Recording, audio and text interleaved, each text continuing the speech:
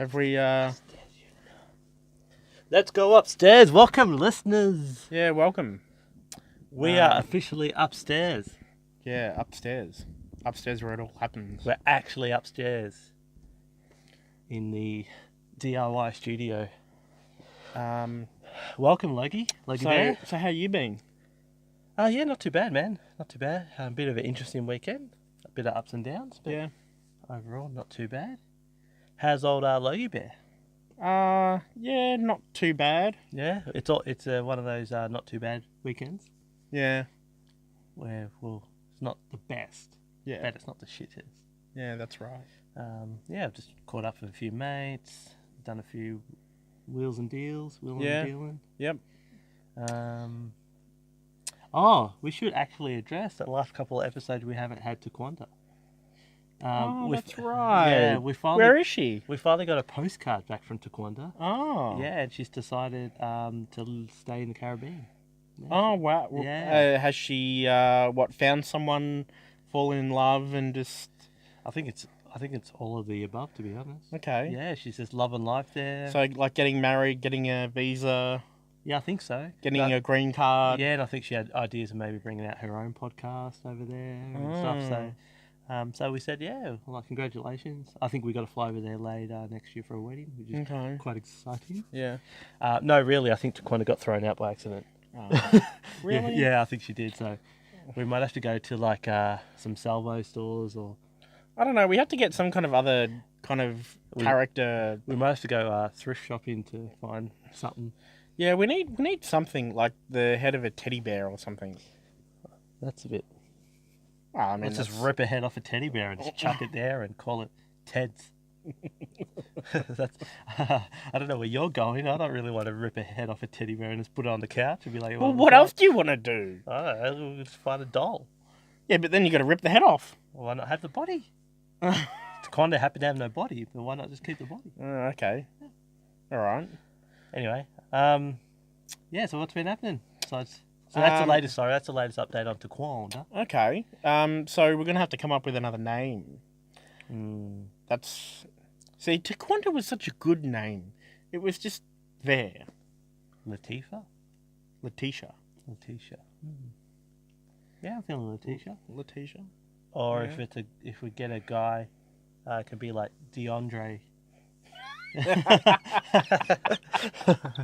I've never heard that name before. DeAndre, or it's like Dion and Andre put together. Yeah, just something hilarious.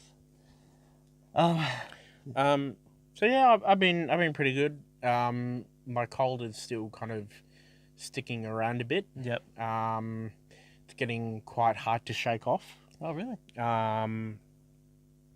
But yeah, I mean, like, you know, some days, you know, I just I'm like sore all over after I wake up, and I'm just like, ugh. So yeah, I'm really looking forward to getting rid of this thing and getting some nice sun, which has actually been quite nice because the weather's been pretty good. Later from this week, kind of like Wednesday, Thursday, Friday was really, really good. And that's when I actually got a bit motivated to get out and do some stuff around the house and clean up. Yeah, that's what we've been doing here, actually. Giving our house a bit of a spruce up. Yeah, so I think it's spring, soon? Yeah, I'm not too sure. Bit of a sad day just before. A bit of an end of an era. Sold my pool table. Yeah. How long did you have that? Probably about 6 months. End of an era. End of an era. I was thinking, how can it be end of an era? I had this bright idea of buying a second-hand pool table because obviously we're in a share house, just to have a bit of fun. We can have some drinks, and I love pool personally, so, and I know a couple of the other guys do, and so then I bought the second-hand pool table, which was a flip table, and so I had a hockey side as well. Yeah. So we can do whatever we want. And then I went to Rebel Sports, spent like $150 and bought new cues and balls and stuff. And we actually probably used it like 6 times. And then it just started being in the way of the lounge room for everything. Yeah. So I decided, you know what? I'll just sell it. Just give it to someone else that would appreciate it more. And the bloke that picked it up seemed like he'd appreciate the old flip table. So So yeah, end of an era. Yeah, we've got to. I think you got to try and at least make a bit of get a bit of motivation to get a bingo night together. Yeah, so we probably should fill people in. I've got which I'll never sell this. I've got Yeah, it would be nearly vintage. yeah. So I'd call it vintage. I've got a vintage, commercial sized bingo machine in our lounge room. It's so hilarious. It is hilarious. So it's a 70s bingo machine. It's when I say commercial, it's like a big cabinet that has a vacuum suction in it that picks up the balls via vacuum, and the balls shoot to the top, like if you ever watch Powerball, a sort of mini version of that. Yeah. And then you pick the ball out, you sit it on top of the bingo machine, and then I've got a board. I'm not joking. Board's probably like 6 meters by 3 meters. Yeah, it's like a big kind of. It's like a humongous commercial like bingo number board. Yeah. And then when you place the ball on the electronic section where the number goes, the number lights up on the board. Yeah. So, that machine is probably dear to my heart. Yeah. Because that machine came from the community hall. So you did you have to pay anything to get it? No, this is what I'm getting at. So Okay. So would you know how much it would be worth if you did sell it? I'd assume, Because it is kind of like vintage. obviously it's going to be a niche market, but I would assume Yeah, I assume over $1,000 because it's in very good condition. that's pretty good. So the bingo, I happened to stumble across it. My grandfather lives in 90 Mile Beach, a place called Golden Beach, Paradise Beach, and he pretty much, look, I don't know the exact, but I assume he's lived there since maybe the 70s. Okay. Yeah, I don't know the actual facts. If it's, I believe it's probably the 70s, might be earlier. But the bingo machine has always been in the Golden Beach Community Hall. Okay. And then over time they've probably put it in storage. Yeah. And then I think a couple of years ago they were doing a clean out of the hall. And my grandfather purchased it because he had plans of using it for another restaurant, VMMR they call it, which is like another restauranty place that's open Saturday nights. I think they had plans of using it up there. Either that or the golf club. I'm not 100% sure. But it sat in his garage for ages. And then I happened to go up there for a fishing weekend. I love my surf fishing. Yeah. So Yeah, because you go there like I'll try and get every like long weekend or whatever. yeah, I try to get up there a bit just because pretty much my childhood holidays, because I never went overseas. We couldn't really afford it.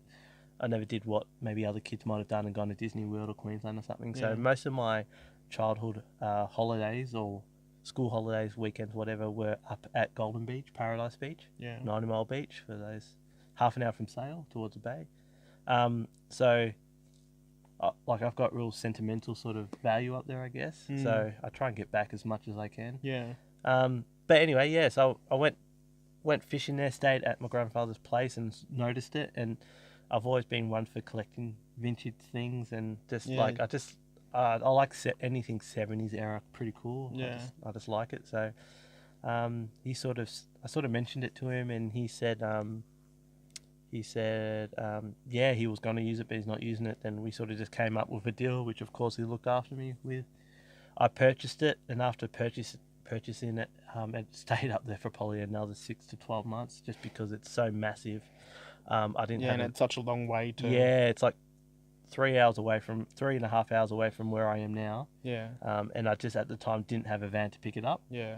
So eventually, just by coincidence, where I was working, I always had a work van, but it was too small. And they upgraded the work van to quite a large van, and I was able just to fit it in. So I hit up the boss straight away and went straight up there, picked it up. And it's been with me ever since.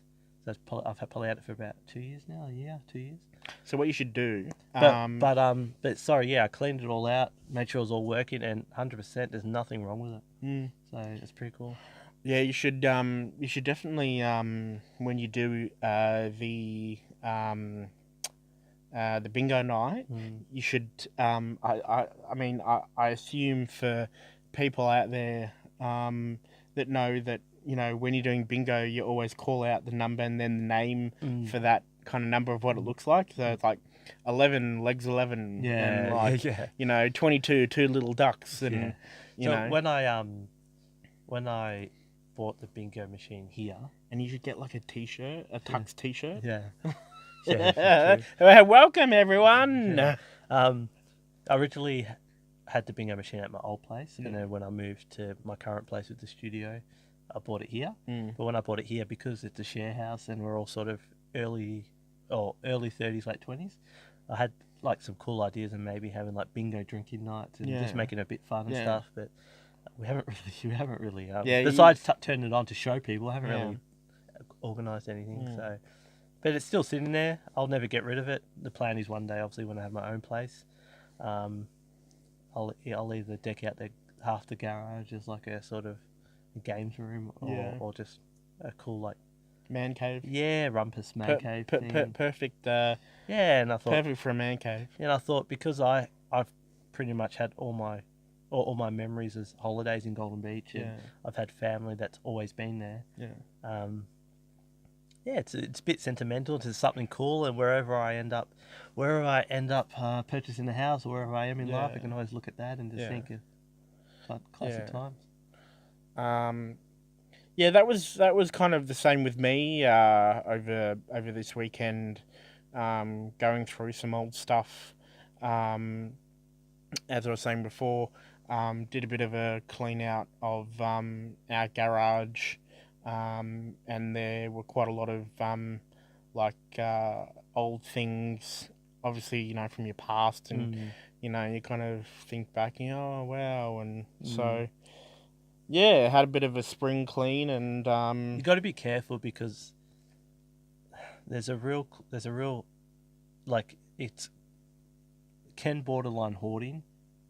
You know what I mean? Like, if you're keeping all these things, but I think if you yourself have a memory attached to it, like an emotional memory attached to it, then, like, despite what other people think, unless it's like an empty Coke bottle that you drank like 10 years ago, and for some reason you got a memory attached to it, that's just pretty, like, I don't know. But, you know, I think there's no reason to, within reason, like, just make sure you're not hoarding, but also if there's stuff that reminds you of happy times or memories, keep it. Just put it in storage and keep it. Don't just chuck it out for no reason.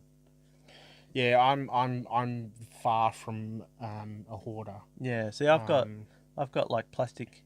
I just went to the hardware store and bought a couple of plastic tubs. And I've just got a couple of plastic tubs filled with some stuff, and then I've got some stuff at my sister's garage and stuff like that. And it's just cool. One day I'll be able to display it or do what I want with it. Yeah.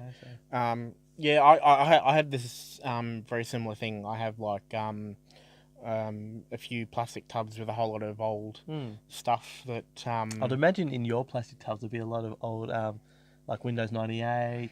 You have a memory attached to that. Maybe like Office. Or... No, I have.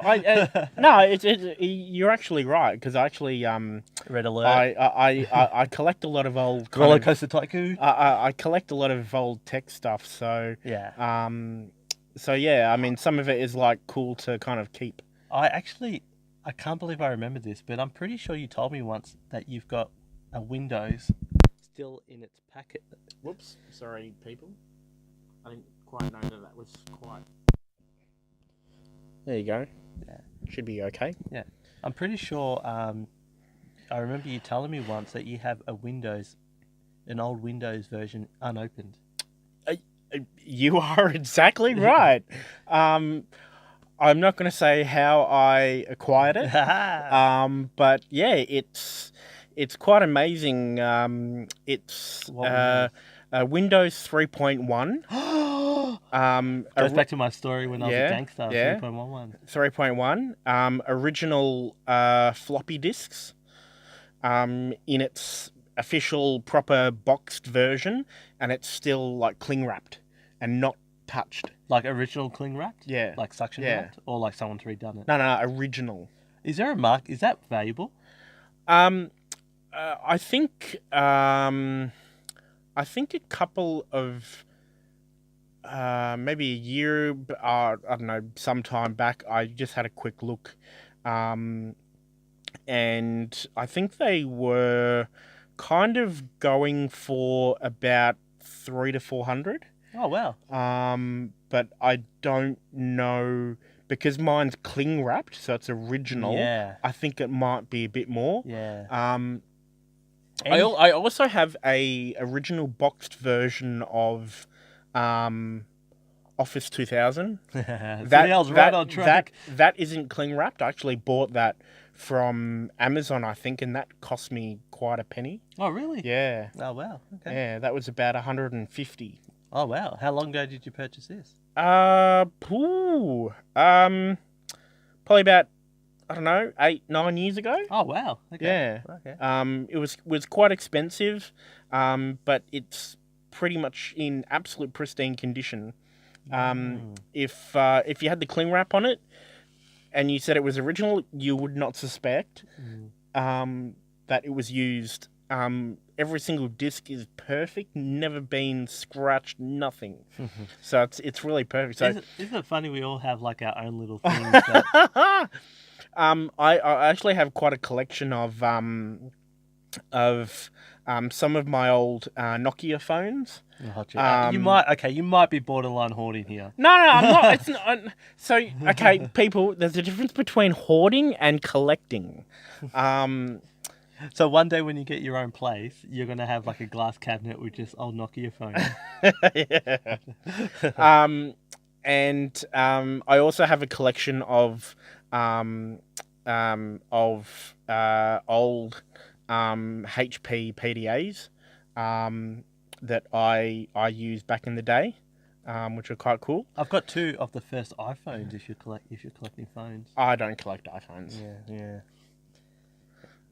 Android for life. I actually it's Corporation man. No. I'm Apple, but Yeah. yeah. So I always keep all my old phones. I never like trade them in or like to get the new one or like lease them. I don't know. It's just a thing. I just like to kind of keep them. Yeah, that's fair enough. Whatever keeps you happy. Unless like in 10 years' time you have your own place, and then I come in and it's just like you've got a room just filled with phones overflowing into a lounge room. No, and it's nothing like that. It's and like nothing like that. over the TV and like all framed. And, I'll be And like, you can't walk or do anything. and you have 25 cats. That's hoarding. That's hoarding, people. And you have 25 cats. That's hoarding. You just have Nokia. 25 cats. You just have Nokia. I'm the crazy cat man. Are they 3310s? 3210s? 3210s. Yeah, you just have like 50,000 3210s and 25 cats. and you're like, oh hey man, come in. You've made like phone mugs for coffee, and you've made like phone plates to eat, like little taco holders. I mean, I've never really had to like. I've never really kind of displayed anything that I've collected before, but the only kind of thing that I've done was in my old place. I used to have like a kind of like a bookshelf on my wall that I put all like my special like collectible like little like figurines from TV shows and books and like a big poster and kind of a bit geeky kind of stuff, which was kind of cool. Which I probably should do that again. I've still got my But it's actually it's not just like having like the room. I think it's just about having like somewhere worthy enough to put it on display, you know. Do you have a mint condition phone, like old phone? Boxed? Yeah, most of them are. What's your oldest? Oh gee.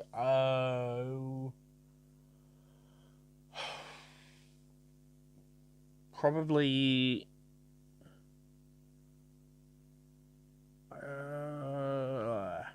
I think it was a Nokia 6610. Okay. I think we were talking in a previous podcast about what our first phones were. I don't think I kept that one. No. But yeah. What do you kind of collect anything like any kind of like particular niche thing that you collect for, or want to like? I'm open. I my collections are sort of open to, I guess, anything I find interesting. Yeah. But generally, I like to collect things of an olden era, Yeah. Um, Well, I mean that's kind of what collections so I've got are. I've got like a mini, say Coca-Cola collection, Yeah. which is just A like lot, old things. a lot of people are really big into those Yeah, Coca-Cola. I'm not big into them, but I Yeah. have because I had connections at the time. I was able to get cool stuff. Because I know like there's every now and then like a thing on TV or like on Facebook you see like this guy in like America and they show like they go into his house and it's all like filled up with all Coke memorabilia from all over the years. Oh, that's where you go. I thought you were going down the hoarder route where No. You go in the guy's house and he collects like used toilet paper. He has it everywhere. Yeah, it happens. Have you not watched those junky shows on like Foxtel back in the day or something? No. I think there's a show actually called Hoarders. Oh yeah, I know that. And they collect just ridiculous things. That's why they're hoarding. Yeah. It's not a collection. Like collecting like soiled nappies. That's not a collection. Yeah, that's just hoarding. That's just weird. That's It's like bro, you're weird. No, that's like psychological hoarding. You need help. What else? Oh, I've still got my original Sega Master System. Yeah. I had when I was little, growing up, and then so it's not boxed or anything. But what I have been doing is over the years, I drift in and out of collecting stuff for it. Yeah. So occasionally I might be on the rampage, like on the and to bring up something funny, this is where our memories of scouting different what's it called? Secondhand stores. Yeah, secondhand stores. What was our record in one day? How many secondhand stores did we go when I was in the height of looking for my Sega game? Well, I can remember the one. Was it 10? One particular one that we did. We went to maybe sure 4 or 5. Okay. But I think recently, you and Claire went on. Yeah. one. So what I did was I was just really in the mood of trying to find some Master System games, and there's a certain old cash converters. Yeah. Well, I didn't want to say the name, but you just did. But there's a certain I know the old cash converters everywhere stock that sort of thing. Hey mate, give them a plug. Maybe they'll give you a discount on the next. And at the time I didn't know they had an online store. Yeah. That's linked to every cash converters, which I was like, when I found out, I was like, oh, this is the best day of my life. But so what I did was I had the intention of just going to one or two locally. Yeah.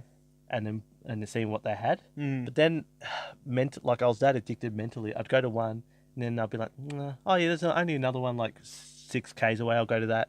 And then I went to that, and I was like, oh, there's only another one like 6 k's that way. Yeah, I know. And then it just turned into this whole thing. Anyway, it was like 4 to 6 hours later, I was back at my house. And I think, I'm not joking, guys, I think I went to 10 cash converters. Yeah.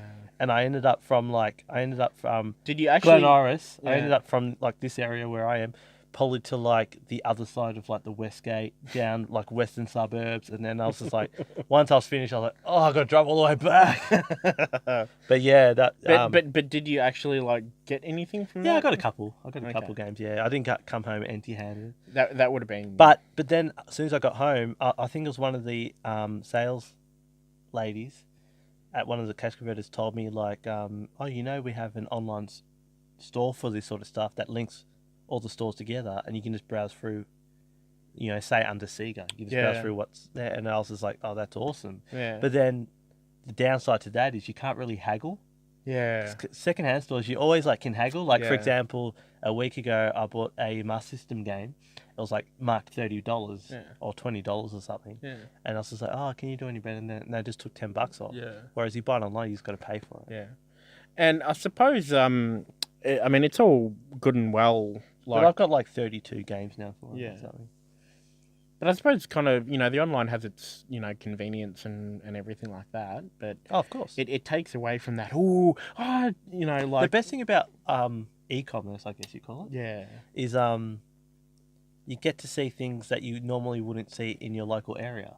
Well, yeah. So yeah, that's a plus side to it. Yeah. And you can just, but like the downside is if you want it straight away, sometimes you can't get something straight away. Yeah, so obviously... First world problems. Yeah. Obviously, obviously a lot of the stuff that, you look at on that kind of stuff is, probably number one is eBay, which I've done most of my shopping for stuff like that for. Yep. I haven't actually... We've got to stop naming places when they're not sponsoring our shows. Well, you can just bleep it out. Yeah, maybe.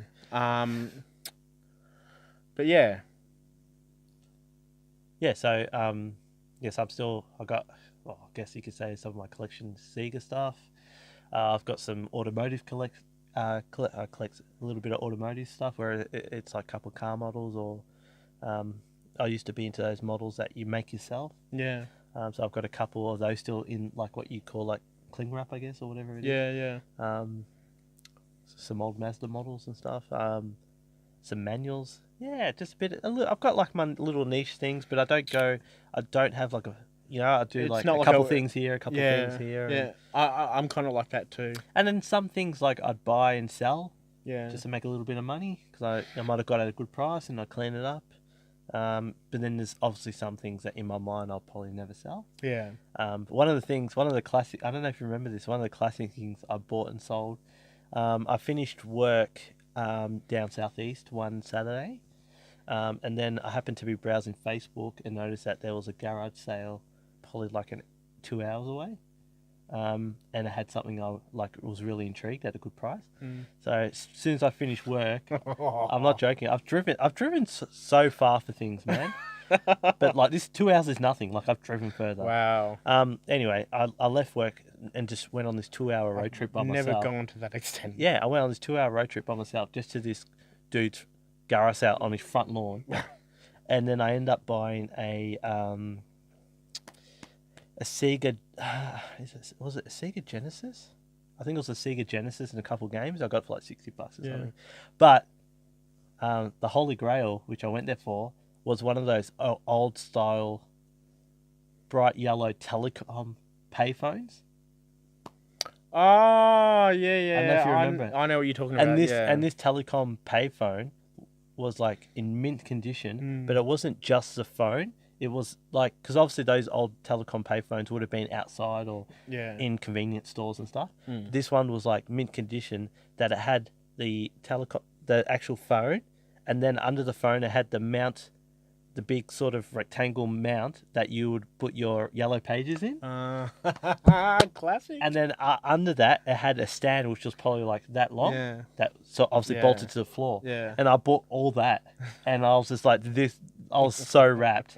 Anyway, I bought it for a certain price, and I didn't even have to clean it up. I think all I did was like just give it a wipe down, and then I had it as my side table for a little while in my bedroom. I don't know if you remember that in my old house. Yeah, I got rid of my side table and I just had this yellow telecom thing as my side table, and I used to put all my stuff where you'd put the yellow pages. And I was like, this is because I love all that sort of shit. So I was like, this is the coolest. And then I don't know if I like needed money at the time or something, but I decided to sell it. And I pretty much tripled my money. And it's probably sitting proud in some guy's man cave, which is what I wanted it for. And I'll probably never find one again the same. See, it's kind of funny how like you've like bought all of this stuff that is just like, the mecca of all man caves. I've got funny stories. For example, when I was in my early 20s, and I've always been into Mazdas. There used to be 2 massive local wreckers, which I don't think are there anymore, down southeast. And I went in there and I just asked them if they had any Mazda stuff. And back then, the Mazda stuff probably wasn't as sought after as it is now. And he's like, just in the back shed, mate, go have a look. For some reason, he just let me, because it wasn't a self-serve, but he let me just walk through. Anyway, I found like the holy grail of just like a shed full of like grills, bumper bars, everything 70s era, wheel caps, everything. I said, and I didn't have a lot of money, but I found money for that. And I said to him, what do you want for this? Like, I played it down, it's not worth much. He's like, $5 for that, $10 for that, and I think I bought the whole shed. I think my sister was a bit annoyed because I just like took up a whole.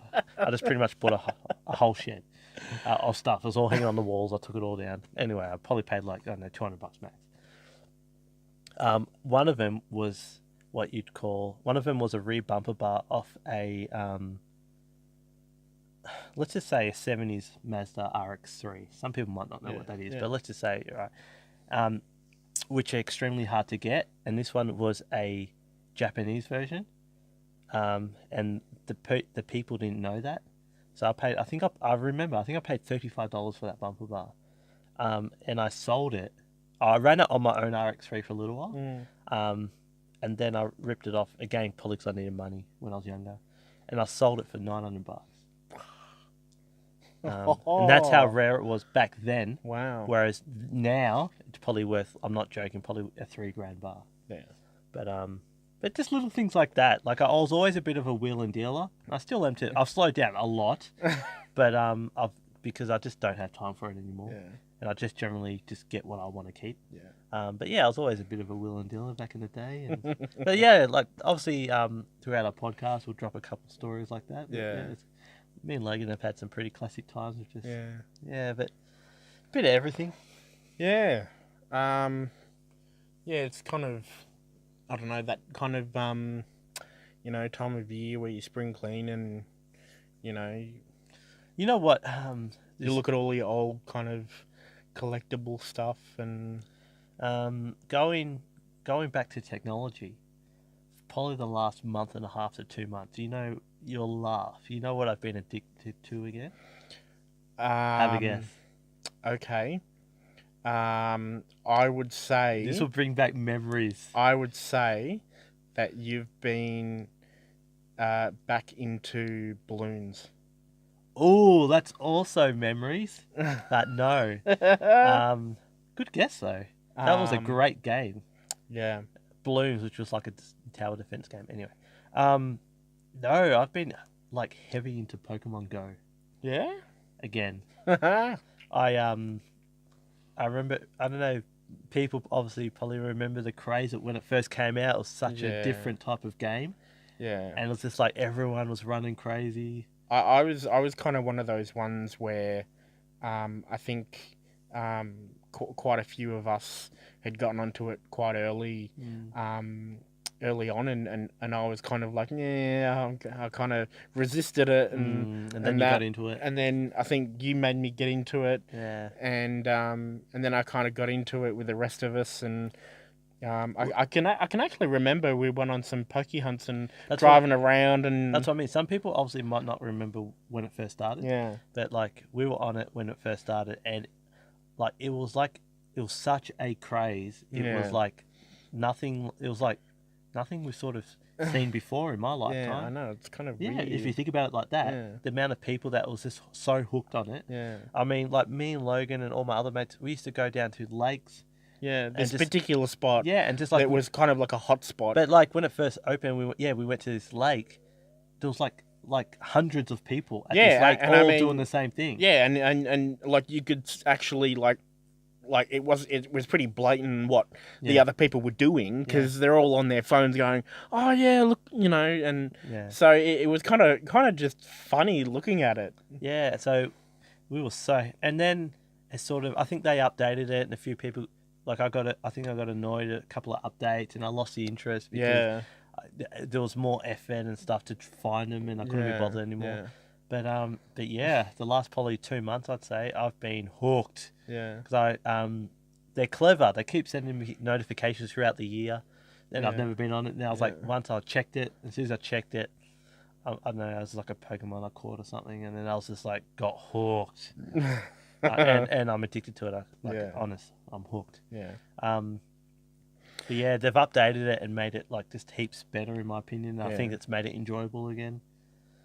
See, I can actually remember when Pokemon kind of first came about, which was kind of like in I don't know, like grade 6, and I remember because the actual card came, before smartphones. Was there Pokemon Tarzos as well, or was that only Looney Tunes? I think there was only Looney Tunes, like the. Because for some reason, I seem to remember like you used to get them in chip packets, and they'd have the star rate, like they'll circle. I'm pretty. Yeah, I know what you're talking about, Tarzans, but I think No, I'm pretty sure there was like, or was that Dragon Ball Z? I don't know. Yeah, I think it was Dragon Ball Z. Sorry. Yeah. Because I only know like the Pokemon were the actual Pokemon cards. And I remember like because we were in grade 6, so we were like the boss of the school in those days. Would go down to like the preps and grade 1s and 2s and try and like do a funny going. Oh, that card's worth nothing, mate. Like oh, your card's worth so much more. And isn't it funny when you think about it? We were sort of growing up when Pokemon was invented. Yeah. And then like the kids today that are they Pokemon, wouldn't know. They have no idea. They wouldn't know. They don't know the struggle what it was like without Pokemon. Or better yet, I think the kids these days, they just think Pokemon is just some kind of game on a phone. I don't know if they quite realise is that Pokemon originated as a card game. Yeah, and actually how big it was in schools. Yeah. And like, because, there's certain things you remember that when it comes out, it was just like mind-blowing. It was so big. Because I think I remember seeing something recently that like a kid,